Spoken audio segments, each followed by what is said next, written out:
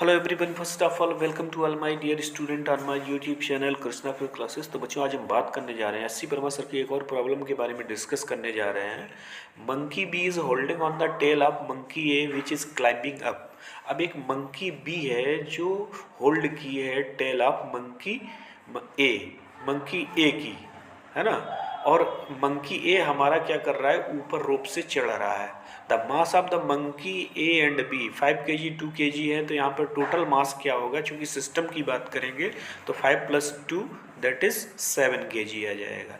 If A can tolerate tension of 30 newton, A कितने newton का force लगा रहा है, 30 न्यूटन का टॉलरेट कर रहा है टेंशन, तो 30 न्यूटन होगा। What force should apply on the rope in order to carry the monkey B.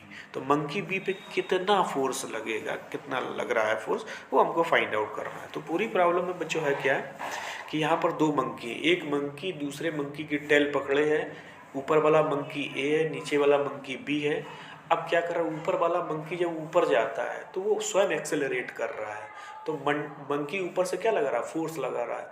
तो मंकी जब फोर्स लगाएगा तो फोर्स ऊपर एक्ट करेगा, उसका वेट नीचे एक्ट करेगा। तो इस तरीके से फोर्स जो होगा और वेट जो होगा दोनों एक दूसरे के अपोजिट है।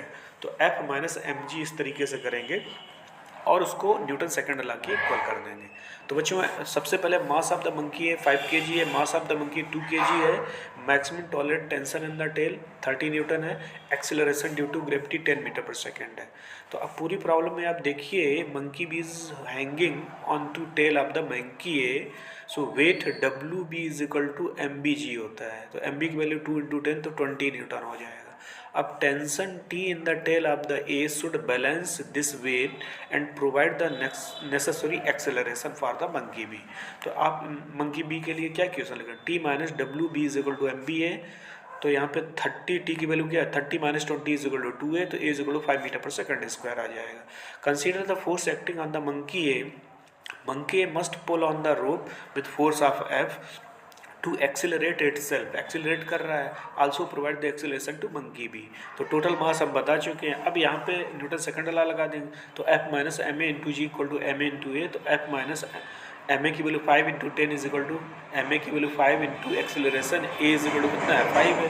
तो यहाँ से F - 50 इज इक्वल टू 25, तो F is equal to 75 newton होगा। तो इस तरीके से बच्चों पूरी प्रॉब्लम का सोल्यूशन फाइंड आउट करते हैं। चलिए, थैंक यू।